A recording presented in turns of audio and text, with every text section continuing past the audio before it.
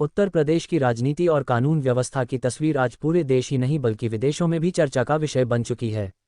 मुख्यमंत्री योगी आदित्यनाथ की कार्यशैली, खासकर उनका बुलडोजर एक्शन, अब केवल एक प्रशासनिक कदम नहीं बल्कि एक प्रतीक बन चुका है। ये प्रतीक है कानून के राज का, अपराधियों में डर का और जनता के बीच सुरक्षा की भावना का। हाल ही में बरेली में हुई हिंसा के बाद एक बार फिर योगी सरकार का बुलडोजर गरजा और यह संदेश पूरे प्रदेश में गूंज उठा कि उत्तर प्रदेश में अराजकता की कोई जगह नहीं है। आप एक सच्चे भारतीय हैं तो वीडियो को लाइक करें और चैनल को सब्सक्राइब करना न भूलें।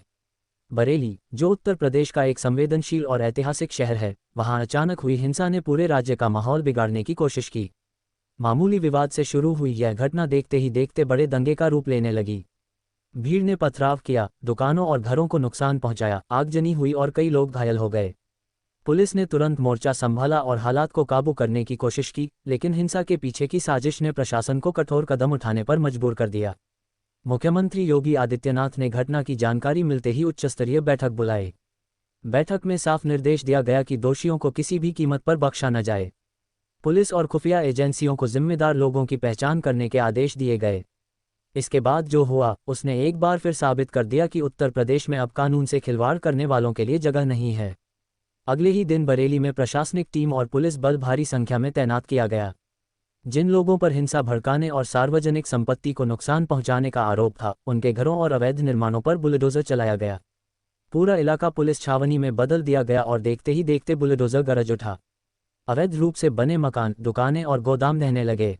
लोग हैरान रह गए, लेकिन प्रशासन ने साफ संदेश दिया, हिंसा करने वालों को कानून नहीं छोड़ेगा। ये पहला मौका नहीं था जब योगी आदित्यनाथ ने बुलडोजर एक्शन का इस्तेमाल किया। पिछले कई वर्षों से उनका ये कदम अपराधियों और उपद्रवियों के खिलाफ एक बड़ी रणनीति बन चुका है।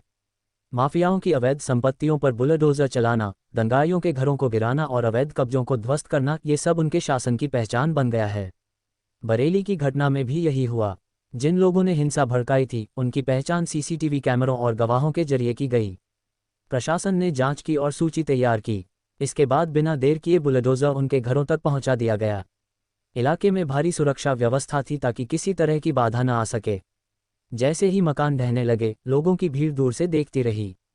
कुछ लोग चुपचाप खड़े रहे तो कुछ ने राहत की सांस ली कि आखिरकार उपद्रवियों को सबक सिखाया जा रहा है। योगी आदित्यनाथ की यह नीति विपक्ष के लिए भी एक बड़ी चुनौती है। विपक्ष बार बार इस एक्शन को असंवैधानिक और पक्षपातपूर्ण बताता है। उनका कहना है कि कानून की प्रक्रिया में अदालतों की भूमिका होनी चाहिए और प्रशासन सीधे घर गिरा नहीं सकता। लेकिन योगी सरकार का तर्क साफ है, जब हिंसा होगी, जब सार्वजनिक संपत्ति जलाकर राख कर दी जाएगी, जब निर्दोष लोगों की जान खतरे में डाली जाएगी, तो प्रशासन कठोर कदम उठाएगा। बरेली की घटना के बाद पूरे प्रदेश में ये चर्चा शुरू हो गई कि अब किसी भी हिंसा की कोशिश पर प्रशासन तुरंत कार्रवाई करेगा।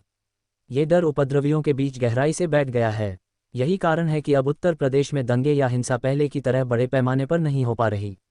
लोग जानते हैं कि अगर ऐसा करेंगे तो उनके घर, दुकान और पूरी जिंदगी पर बुलडोजर चल सकता है।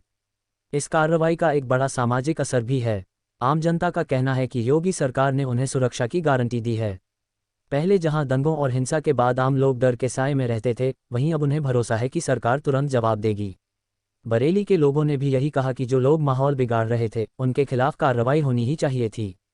ये कदम सही है और इससे समाज में शांति बनी रहेगी। बरेली बुलडोजर एक्शन का असर केवल उत्तर प्रदेश तक सीमित नहीं रहा। देश भर के लोग इस घटना पर चर्चा करने लगे। मीडिया चैनलों ने इसे बड़े पैमाने पर दिखाया और कहा कि यह योगी मॉडल अब पूरे देश में लागू हो सकता है। अपराधियों के खिलाफ इतनी तेजी और कठोरता से शायद ही किसी अन्य राज्य ने कार्रवाई की हो। इस घटना का एक राजनीतिक पहलू भी है। योगी आदित्यनाथ ने यह साबित कर दिया कि वह केवल भाषणों तक सीमित नेता नहीं हैं, बल्कि जमीनी स्तर पर भी कठोर निर्णय लेने की क्षमता रखते हैं। उनकी यह छवि उन्हें राष्ट्रीय स्तर पर भी एक मजबूत नेता के रूप में स्थापित कर रही है। आने वाले समय में जब भी कानून व्यवस्था की चर्चा होगी, उत्तर प्रदेश का ये बुलडोजर एक्शन जरूर याद किया जाएगा। वहीं कुछ मानवाधिकार संगठनों ने इस पर सवाल भी उठाए हैं। उनका कहना है कि घर गिराने से गरीब परिवार बेघर हो रहे हैं और उन्हें न्यायालय में सुनवाई का मौका नहीं मिल पा रहा। लेकिन प्रशासन का कहना है कि केवल उन्हीं लोगों पर कार्रवाई हुई है जिन्होंने हिंसा की और जिनकी संपत्ति अवैध थी। जिनका कोई संबंध नहीं था, उन्हें छुआ भी नहीं गया। अगर गहराई से देखा जाए तो योगी सरकार का ये बुलडोजर एक्शन एक मनोवैज्ञानिक युद्ध भी है। अपराधियों और दंगाइयों के मन में अब ये डर बैठ चुका है कि अगर उन्होंने कानून तोड़ा तो उनके पास छिपने की कोई जगह नहीं बचेगी। पहले अपराधी सोचते थे कि जेल जाकर भी बच निकलेंगे, लेकिन अब बुलडोजर की धार सीधी उनकी संपत्ति और जीवन शैली पर पड़ रही है।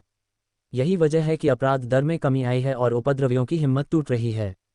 बरेली में हुई हिंसा और उसके बाद बुलडोजर कार्रवाई केवल एक घटना नहीं है, बल्कि यह एक संदेश है। संदेश ये कि उत्तर प्रदेश अब बदल चुका है।